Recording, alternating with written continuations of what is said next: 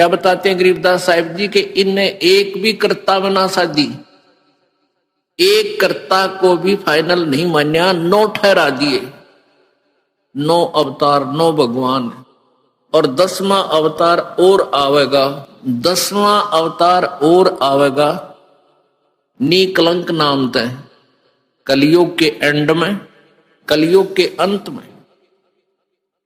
और उस समय ये कृतघ्नी प्राणी हो जाएंगे, सभी भक्ति से दूर होंगे, व्यभिचारी, मांसाहारी और जालिम जुल्म बेहया, कोई शर्म नहीं रहेगी, कोई लाज नहीं रहेगी, सरेआम दुष्कर्म करा करेंगे, जल खोद करा करेंगे, कच्चा आहार करा करेंगे। एंड ऑफ द कलयुग। जमीन उपजाऊ नहीं रहेगी, 4.5 फुट तक जमीन का उपजाऊ अंश खत्म हो जाएगा, यानी 3 हाथ, लगभग 4.5 फुट तक उपजाऊ अंश जमीन का समाप्त हो जाएगा। कोई भी फलदार वृक्ष नहीं उगेंगे, ना कोई फसल होया करेगी, और वर्षा नहीं होया करेगी। प्रदूषण इतना हो जाएगा कि वर्षा ऐसे होगी जैसे ओस गिरा करे, और सभी प्राणी कच्चा ही गोश्त मांस खाया करेंगे। उसमें लास्ट ऑफ द कलयुग, एंड ऑफ द कलयुग में, कलयुग के अंत में 20 वर्ष की आयु मनुष्य की रह जाएगी, मानव की।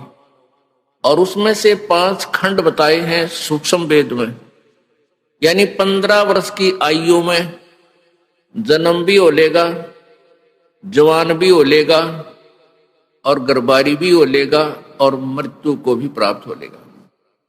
5 वर्ष की लड़की को संतान होनी प्रारंभ हो जाया करेगी, और सभी प्राणी बहुत ठगने से हो जाएंगे, 1.5-2 फुट के आसपास इनका कद रह जाओ। उस समय ये कृतघ्नी प्राणी इतने हो जाएंगे, बहुत घने। उस समय कुछ एक पुण्यात्मा रहेंगी जो तब भी भगवान से डरने वाली होंगी। वो होंगे ऐसे ही मांसाहारी भी होंगे, लेकिन जगह भगवान की अवश्य होगी। वो कौन होंगे? जो अब इस कलयुग में, अब ये भगवान का मार्ग हजारों वर्षों तक चलेगा। जो पुण्यात्मा इस मार्ग पर लगेंगी, भक्ति करेंगी और आजीवन मर्यादा में रहे, वो तो सतलोक चले जाएंगे। और जो जिनके पैर फिसल गए, नहीं पार हो पाए, वो फिर ऐसे इस कलयुग में मनुष्य के जन्म प्राप्त करते रहेंगे। इतने दयालु हैं ये परमात्मा। लेकिन मनुष्य जीवन में कौन सा ये प्राणी सुखी होगा? तो उस समय क्या होगा कि निकलंक नाम का एक अवतार आवेगा। वो कौन होगा? राजा हरिश्चंद्र की आत्मा होगी। राजा हरिश्चंद्र जी जो सतयुग में एक महान आत्मा सुप्रसिद्ध हुए, ऐसे दानवीर थे, ऐसे धर्मात्मा थे, ऐसे सत्यवादी थे कि उन्होंने अपने वचन के ऊपर राज त्याग दिया था। अपनी पत्नी को भी बेच दिया, अपने आप को भी बेच दिया, अपने सत्य की रक्षा की। जिस कारण से प्रसन्न होकर के प्रभु ने उसको विष्णु लोक में स्थान दे दिया। अब वो विष्णु लोक में है अपने पूर्व जन्म के पुण्यों के कारण। और जब वहां से इस पुण्यात्मा को 10वां अवतार बनाकर युग काल भेजेगा। जो गीता जी में कहता है कि मैं अपने अंश अवतार रचता हूं और फिर उनमें प्रवेश करके सारा काम करता हूं। इसलिए गीता जी अध्याय नंबर 4 के श्लोक नंबर 5 और 9 में कहा कि अर्जुन, तेरे और मेरे बहुत जन्म हो चुके हैं, तू नहीं जानता, मैं जानता हूं। फिर कहता है 9वें श्लोक में कि मेरे जन्म और कर्म अलौकिक हैं। अब कर्म कैसे अलौकिक हैं? श्री कृष्ण में प्रवेश करके महाभारत करवा दी, युद्ध करवाया। ओहो, परशुराम का जन्म दिया, परशुराम में प्रवेश करके अक्षत्रियों को मार डाला और पाप परशुराम का रख दिए सारे।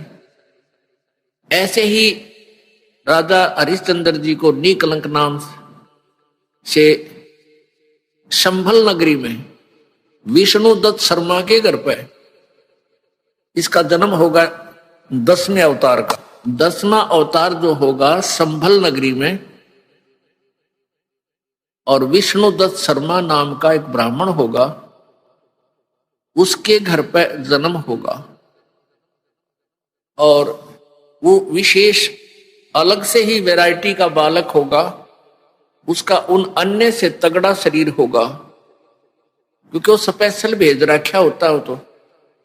और उसकी लंबी तलवार होगी। इन कृतघ्नी प्राणियों को ऐसे काटेगा न जैसे यह क्रेन गेहूं काटा करे, ऐसे काटेगा न बुरी तरह इनको खत्म करेगा। फिर क्या होगा, उन प्राणियों को बख्शा जाएगा जो उस समय भी भगवान से डरने वाले होंगे।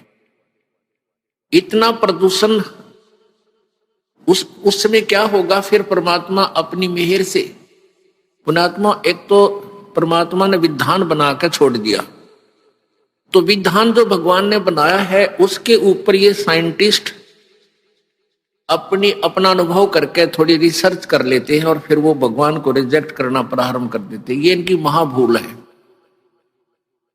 अब पीछे कई वर्षों से रट्टा लगा रखा था कि प्रदूषण इतना बढ़ गया, ग्लेशियन खत्म होगी, बर्फ नहीं पड़ेगी।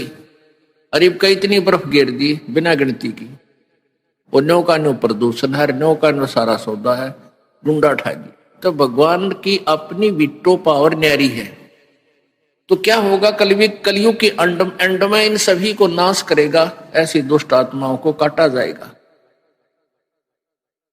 खत्म करेगा।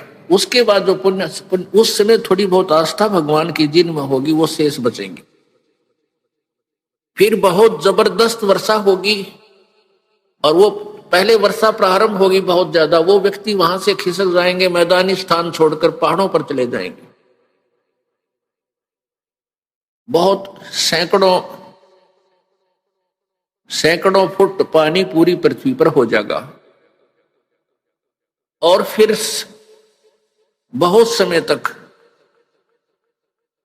ये पानी धीरे धीरे ये जल सूखना शुरू होगा, और जो जमीन का अनउपजाऊ अंश था वो जल के कारण ऊपर आ जाएगा, और फिर धीरे धीरे वो सूखेगा, सारा पानी जल सूख के फिर उसमें जंगल हो जाएगा, पूरी पृथ्वी पर वन हो जाएगा, पेड़ पौधे बहुत ज्यादा उग जाएंगे, और फिर पर्यावरण का परिवर्तन फिर होगा।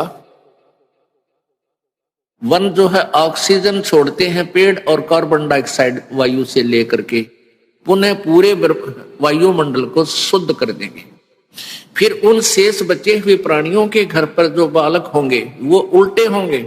उल्टे कैसे, माता पिता तो 2.5 फुट के, और बेटा बेटी हो जाएंगे 4-4, 5-5 फुट के, फिर धीरे धीरे बढ़ता शुरू होगा।